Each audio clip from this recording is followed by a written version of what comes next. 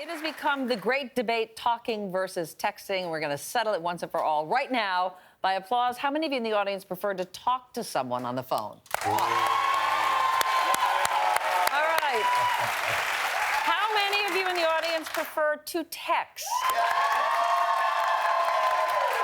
Still got talkers. Oh, boy. Okay, well, in a recent article for EliteDaily.com, writer Isabella Zaidenberg argues for talking, especially when it comes to relationships. She tells a story about meeting a guy that she initially felt lukewarm about, but who became sexier after talking on the phone as opposed to texting. And she says in part it's because talking forces spontaneity, and you get to hear someone's voice and the tone in their voice, and all of those things add up to the way you feel about the person. I can see what you're saying. It's intimate. My phone doesn't even ring anymore. You don't answer your phone. No, it will not. You do not answer your phone, Lance. And you have to text me first to say, hey, I'm about to call you, so I'm looking at it.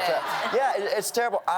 When I'm on the phone, I'm not hearing anything. I'm so distracted, I don't know what you're saying at all. It's I think that's why it's important when you're dating someone to talk to them, because I think, somebody that's a good conversationalist is entertaining. I think they can be a good storyteller. And over text, one of my friends was dating this guy, and he was super funny over text because he had time to craft the text messages. In person, he was a total dud, but she didn't know that because she was texting with him and he had time to write quickly things. So I like that. I like having my time to answer everyone back. I was going to say, you know who loves to talk on the phone? Who?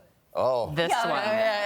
Hours, ladies and gentlemen, hours. And she doesn't even take a breath, so you can't even say, I have to get off the phone.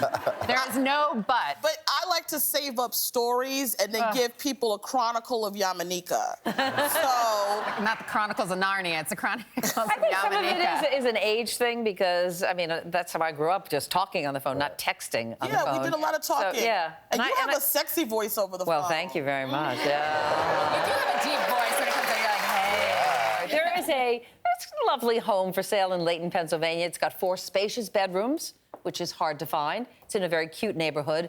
One little thing that's wrong with it, okay?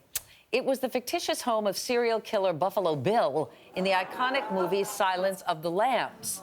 Now, this house went on the market last August. So many people have gone to the site to look at it, but nobody has offered anything for this home. The owners recently dropped the price from $300,000 to $249,000. It's like it's got the curse of the movie. I feel like Clarice is there, like Clarice. That furniture and everything in it is probably the problem. I mean, it looks like Bates Motel and like... You have to always look beyond that. Yeah, but you look beyond that when you're buying a home. I can't look beyond it. You have to look at the bones of the house. That has a wraparound. It's buried under the house, the bones of the house. When I look at it, I think I got to spend another $300,000 to really zhuzh it up. Look at it, though. It has a wraparound. It wouldn't cost you $300,000 to fix that up. No. And look at the cute porch. I love a swing. It looks inviting. I can't get the visual of him out of my head in the living. He'd like pop up. I don't. If it were the house from Something's Gonna Give, now that house, that beach house, I would. That one, yes. Do any of you have a house that? Oh, there's so many. The Home Alone house, I love that house. And they just sold that recently. Amityville Horror. I mean, that was a nice house. That's a murder house. No. I bet you get a good deal on that. That home's in Massapequa. Isn't it beautiful? Massapequa.